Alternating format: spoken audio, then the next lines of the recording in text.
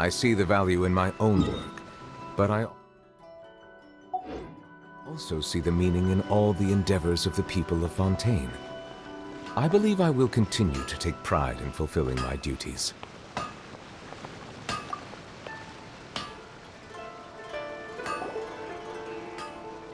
Ah, if it isn't Kaedehara Kazuha. What brings you here today? Huh? You two know each other? Yes, the Kaedehara and Amenoma clans were both members of the Raiden Gokaden. Historically, there have always been deep links between the two clans. After I returned to Inazuma, I visited Mr. Amenoma to pay my respects.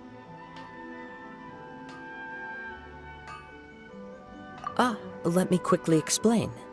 The Raiden Gokaden was the collective term for the 5 most acclaimed bladesmithing arts in Inazuma. The techniques of blade making were personally bequeathed to the Raiden Gokaden by the almighty Shogun, and over time, further honed and enhanced by the most talented craftsmen. Unfortunately, a series of events led to the gradual decline of many clans in the bladesmithing trade. Today, only the Amenoma clan has kept its art alive. So sad. It is a great pity indeed.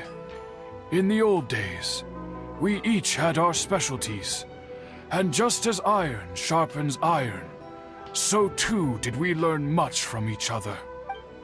As an example, the Amenoma art strives to emulate the abiding patience and determination of water as it turns stone to sand. There is nothing mystical to our work. There is only practice, day in and day out, until both body and mind have memorized the craft, turning each motion of every technique into an intrinsic part of the bladesmith's life. As for the art of the Kaedehara clan, I believe it's called the Ishin art. That's right. Ishin art strives for complete harmony between blade and mind from the moment that forging begins. For only a blade thus forged can capture and convey its maker's thoughts and feelings, and eventually become an extension of its wielder's will. Indeed. Most samurai choose their blades, but an Ishin blade chooses its owner. You are, without a doubt, the most worthy wielder of an Ishin blade. It gladdens my heart to see that although the Kaedehara clan has fallen on hard times, its ideals and virtues are alive and well. You overestimate me. My actions are guided by my own personal sentiments, not by any noble aspirations on behalf of my clan. But let's get back on topic. The purpose of our visit today is to gather some information on your missing nephew. We hope to assist with the investigation. It may turn out that this case is connected to another we are pursuing. Ah, yes. My nephew. I reported the case to the Tenryou Commission, but I haven't heard anything back so far. He didn't say a word before he left, which is very unlike him. I'm still completely at a loss on what to make of it, but I've done what I can so far. Worrying is futile. All I can do now is wait for the news from the Tenryou Commission. We heard that there was a collector involved in the disappearance too. Know anything about that? Yes. On the morning that Yuya went missing, he gave me a very cryptic look and said that he was going to give me a great gift. I believe he went to collect the item from Mr. Nagato after that. The next thing I heard was that a fire had broken out at the warehouse, and neither of them came back. Yes, strange, isn't it? I wonder what could have caused it. Unfortunately, there was very little evidence left behind, so nobody knows what really happened. Do you have any thoughts on what Yuya may have wanted to give you? If I had to guess, it must have been some kind of rare weapon. Otherwise, there would have been no reason for him to get my hopes up. He's never been particularly interested in blade forging, but has always had a fondness for blade testing, and can sense even the most minute differences in blade quality. He is extraordinarily talented in martial arts, particularly when it comes to the art of the sword. Truth be told, we have some information that you may find to be objectionable. The person we are looking for, he attacked this friend. Based on the evidence we have gathered so far, only Yuya seems to match the suspect. What? No. Absolutely impossible. Yuya is not that kind of person. He is humble and kind. Even his training is done with the goal of calming his mind. He has never gotten into a fight before. Huh. Is that so? Yes. If there's one thing I can say for certain, it's that Yuya would never draw his blade without a very good reason. But, with that said, it's equally out of character for him to just disappear with neither farewell nor fair warning. I also cannot know what course of action he might be capable of if coerced or otherwise compelled by circumstances unbeknownst to me. Anyway, should you find him, please let me know as soon as possible. Don't worry. You have our word. From the sound of that, Paimon doesn't think Yuya was the one who attacked us as well. Yes. It sounds as if something happened when the two men met each other. Let's pay a visit to the Nagato household.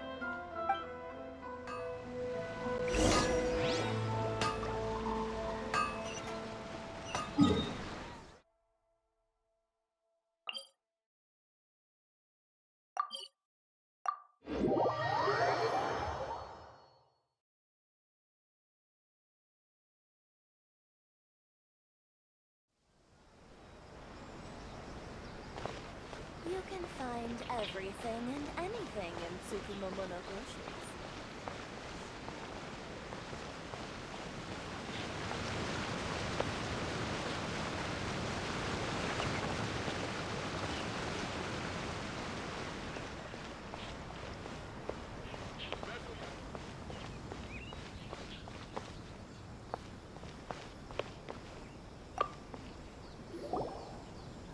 I'm very sorry, but we cannot afford to pay what we owe right now. My husband has gone missing, and I'm still trying to find him. No, you misunderstand us. We are here to help with the investigation. We'd like to ask you some questions about Mr. Nagato's disappearance, if we may. Ah, I see. I thought the debt collectors had come to visit again. I'm sorry you have to see me in this dreadful state. Has some new information come out? Do you know where he's gone? I'm afraid we don't have any new information at the moment. We're still trying to find out as much as we can to inform our search. With this in mind, can we perhaps ask some questions about your family's current situation? For example, Paimon's struggling to understand why a collector would be strapped for Mora. That's a long story. Ever since I've known him, he's been an avid collector of all sorts of things. He'd always get so animated when he was showing them to me. I knew nothing about the items myself, but seeing how enthusiastic and excited they made him, I was happy to believe that they were just extremely important to him. Everything was fine when we first got married, but as time went by, things changed for the worse. Uh-oh, what happened? He lost his sense of restraint. He started buying more and more things, and even resorted to borrowing money just so he could pay for them. Our expenses really spiraled out of control when he started getting interested in weapons. It was awful. There were days when he'd spend hours down at the warehouse, admiring his weapons even as debt collectors were descending upon our house. He wouldn't sell them, wouldn't even touch them. Just sat there staring at them like he was in a trance. I'm happy he has a hobby, and I'm willing to support him. But making ends meet has to come first. I've tried talking to him about it so many times, but he never listens. On the last day that I saw him, I gave him an ultimatum. I said, If he refused to sell his collectibles and pay off his debts, I would divorce him and take the children with me. Whoa! And that led to an argument. Actually, it didn't. Generally, he's a quiet man who likes to go with the flow. On most things, he leaves the decision-making to me. You must understand, I never would have dreamed of threatening him with divorce if the debts hadn't pushed our family to the brink. After I said those words, he froze and was silent for a long time. When he finally spoke, he awkwardly mumbled that he would pick out a few items to sell. His voice was so meek and pitiful that I felt an urge to take everything back. But then what? If I didn't draw the line, what would happen to our family?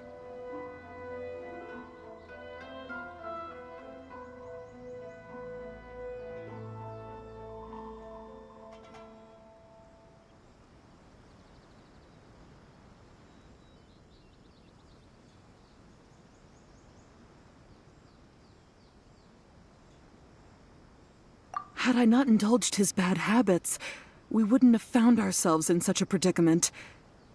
And I also don't know if he had actually come to his senses, or if he was simply angry with me.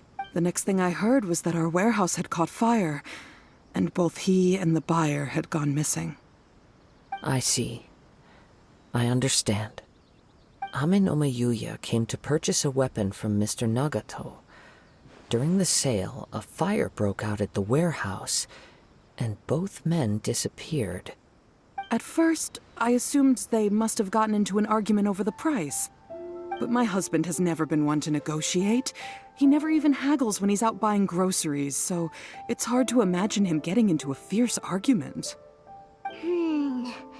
Maybe he was feeling the pressure from the debts? I don't know. He just disappeared after the warehouse burned down.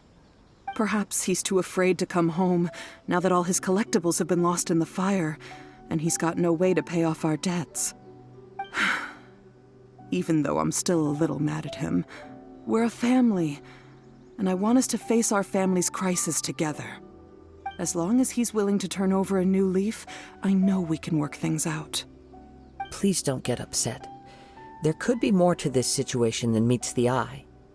If collecting things is a habit that Mr. Nagato had his whole life, it is quite unusual for this habit to change so drastically over a short period. But the information we gathered from the other side suggests Ame no Mayuya is also a mild-mannered man who would not be likely to start an argument. This situation is getting a little confusing. A little confusing? More like completely mystifying.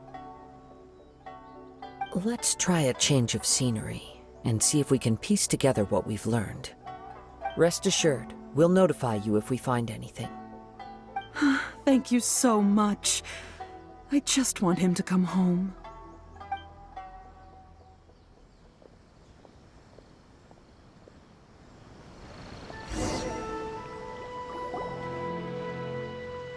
Based on the information we've gathered so far, I can only surmise that the sales meeting between the two men was somehow the catalyst for their disappearance.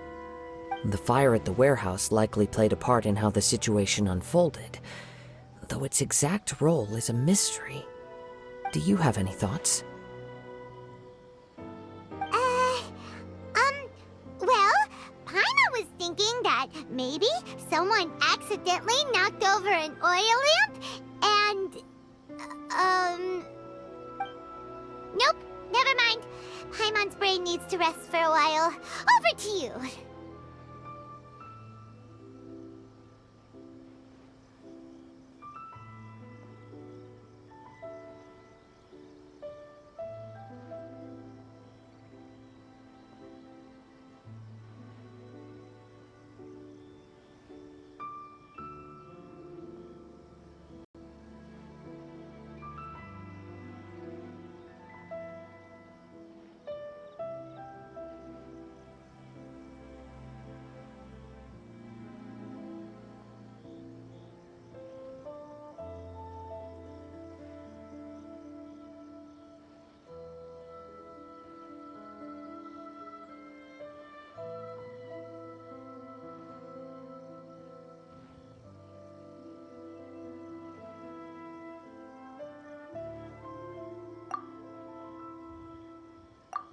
Right. I very much agree with you.